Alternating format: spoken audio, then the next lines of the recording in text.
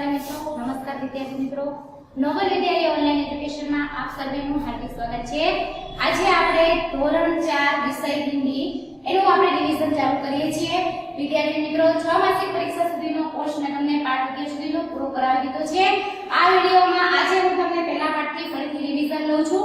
તો દરેક વિદ્યાર્થી મિત્રો સ્વાધ્યાય પોથી કાઢશે। સ્વાધ્યાય પોથીનું પેજ નંબર 3 છે। પાઠ પહેલો વર્ણમાળા સ્વર, એટલે કે વર્ણમાળા જે સ્વર છે એ સ્વરના શબ્દ છે એ હું તમને અહીં આગળ હિન્દીમાં અને ગુજરાતી બંનેમાં લખીને સમજાવું છું। તો દરેક વિદ્યાર્થી મિત્રો પોતપોતાની રફ બુક કાઢશે અને પેન્સિલ કાઢશે। હંમેશા હિન્દી છે એ ઉપરની લીટીને અડાડીને લખવાનું છે। તો દરેક વિદ્યાર્થી મિત્રો સારા અક્ષરે ડબલ લાઈનની નોટ હોય તો ડબલ લાઈનની, સિંગલ લાઈનની નોટ હોય તો સિંગલ લાઈનની નોટ લઈને બેસે અને ઉપરની લાઈનને અડાડી અને સારા અક્ષરે તમારે લખવાનું છે।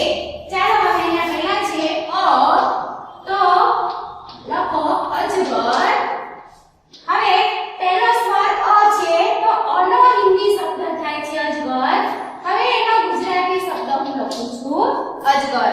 હવે બીજો છે આ, તો આમ। આમ એટલે શું? કેરી। પછી છે ઈ, તો ઇમારત। ઇમારત એટલે ઇમારત। પછી છે પાછો ઈ, તો ઈખ। ઈખ એટલે શેરડી। પછી છે ઉ, તો ઉલ્લુ। ઉલ્લુ એટલે ઘુવડ। પછી છે ઉ, તો ઊન।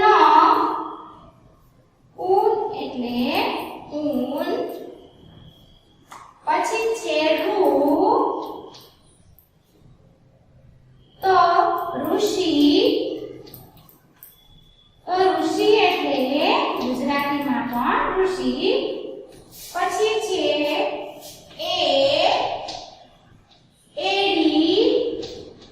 તો એડી એટલે પગની પાની પણ આપણે કહીએ છીએ અને પાછળ આવેલા ભાગને એડી કહીએ છીએ। ચાલો એના એટલે ચશ્મા। પછી છે ઓખલી। ઓખલી એટલે ખાંડણીઓ, ખાંડણી।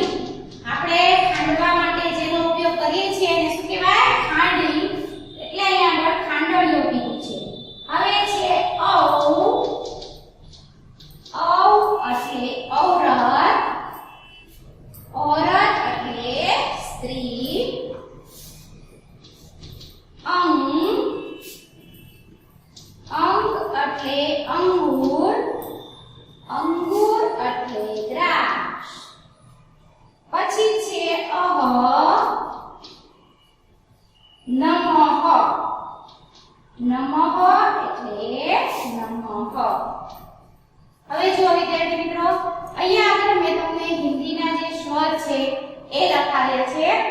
એની સામે હિન્દીના જે શબ્દ આવે, સ્વરના જે શબ્દ છે એ લખાવ્યા છે અને એનું ગુજરાતીમાં ભાષાંતર કરીને પણ લખાવ્યું છે। હવે દરેક વિદ્યાર્થી મિત્રો આ પોતાની રફ બુકમાં રિવિઝનમાં એકવાર લખશે અને અહીંયા આગળ પાછળ જુઓ પાના નંબર 4 અને પાના નંબર 5 ઉપર જે આપેલા છે, पढ़िए, अनुरेखण कीजिए और लिखिए।